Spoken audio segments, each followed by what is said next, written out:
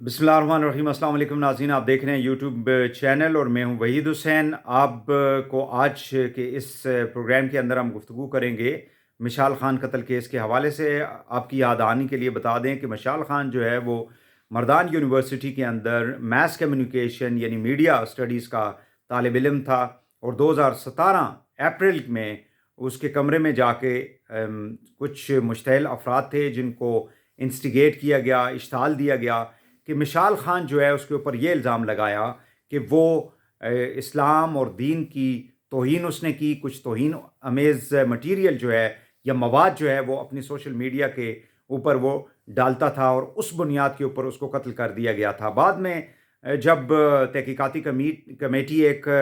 Khyber Pakhtunkhwa government نے 2017 کے اندر ہم نے دیکھا اس واقعے کے بعد جو ہے 13 رکنی انویسٹیگیٹو کمیٹی جو ہے اس کو قائم کیا گیا تھا، اور اس کا مقصد یہ تھا کہ اس بات کا تعین کیا جائے کہ آیا واقعی میں مشال خان نے کوئی توہین کی تھی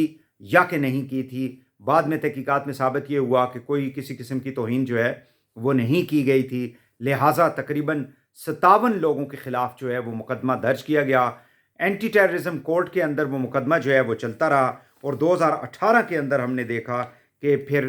فیصلہ آیا جس میں 28 لوگوں کو بری کر دیا گیا، 25 لوگوں کو جو ہے وہ 3 سال کی سزا دی گئی، جبکہ 5 لوگوں کو عمر بھر قید کی سزا دی گئی، اور ایک مرکزی ملزم جو ہے اس کے اندر عمران علی، اس کو سزائے موت کا فیصلہ سنایا گیا۔ اپیلیں جو ہیں وہ پھر چلی گئیں high court, Peshawar high court کے پاس، اور 2018 کو یہ اپیلیں جو ہے وہ دائر کی گئی تھی، اور اس میں کہا یہ گیا تھا کہ جن لوگوں کو بری کیا گیا ہے ان کے خلاف بھی کارروائی ہونی چاہیے، اور جن لوگوں کو صرف 3 سال کی سزا دی گئی ہے ان کی سزا کے اندر اضافہ کیا جائے۔ تاہم ہم نے دیکھا کہ ہائی کورٹ کے اندر 2 سال 9 ماہ یہ مقدمہ جو ہے وہ چلتا رہا، اور اس کے بعد وہی فیصلہ جو ہے وہ سامنے آیا ہائی کورٹ کا، جس کی اب اپیلیں جو ہیں وہ سپریم کورٹ آف پاکستان میں کل گورنمنٹ آف خیبر پختونخوا نے اس کے اندر دائر کی ہیں، جس کو جو ایڈیشنل ایڈوکیٹ جنرل ہیں خیبر پختونخوا کے جناب جمال خان ایڈوکیٹ جو ہیں انہوں نے دائر کی ہے، اور انہوں نے وہاں پہ جو ہے وہ کیس پورے کا پورا جو ہے اس کو سبمٹ کیا ہے، کیونکہ جو مشال خان کے والد ہیں یا ان کی جو فیملی ہے ان کا یہ کہنا ہے کہ یہ جو سزائیں دی گئی ہیں یہ ان سزاؤں کے اندر اضافہ ہونا چاہیے جن لوگوں کو صرف 3 سال کی سزائیں دی گئی ہیں۔ اب مقدمہ جو ہے وہ سپریم کورٹ میں چلے گا، جس میں 3 رکنی بینچ جو ہے اس کو قائم کر دیا گیا ہے، جس میں جسٹس جناب مقبول باقر شامل ہیں، جس میں جسٹس سید مظہر علی اکبر نقوی شامل ہیں، جس میں جسٹس جمال خان مندوخیل شامل ہیں۔ 3 رکنی بینچ جو ہے وہ اس مقدمے کی اب سماعت کرے گا،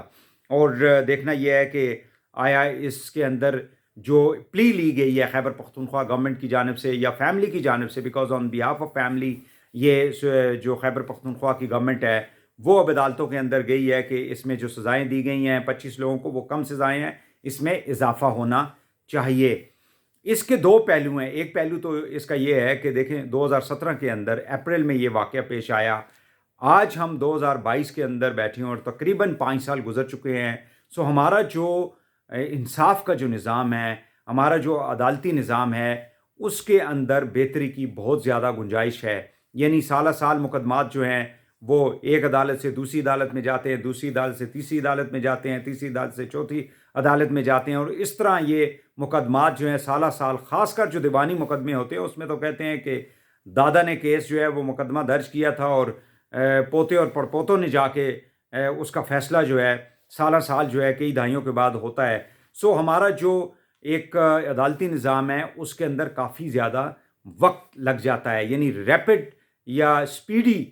جو فیصلے ہیں وہ ہمارے عدالتی نظام کے اندر نہیں ہوتے، جس کو تبدیل ہونا نہایت ہی ضروری ہے۔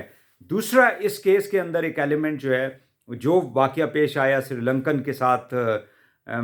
سیالکوٹ کے اندر، وہاں فیکٹری کے اندر، اور اس کے بھی اوپر اسی طرح کے الزامات جو ہیں وہ لگائے گئے، جس کے بعد ہم نے دیکھا ہے کہ ابھی تک اس کے اوپر جتنے بھی لوگ اس کے اندر گرفتار ہیں جو اس کے اندر شامل تھے، اب دیکھنا یہ ہے کہ آگے چل کے ان کا جو مقدمہ ہے یا ان کے جو فیصلے ہیں وہ کتنی جلدی اور کتنی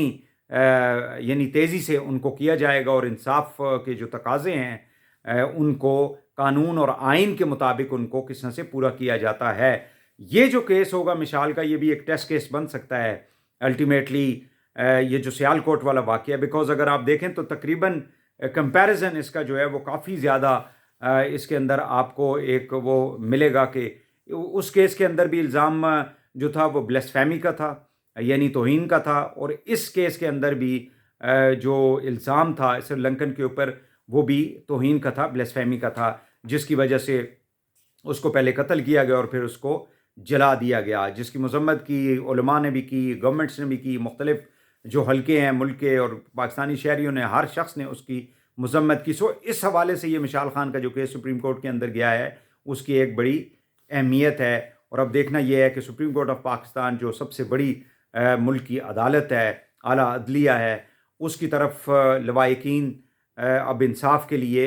انہوں نے اس دہلیز کے اوپر پہنچے ہیں. اب سپریم کورٹ آف پاکستان اس حوالے سے کیا فیصلہ سناتی ہے، لیکن لوائقین کو اور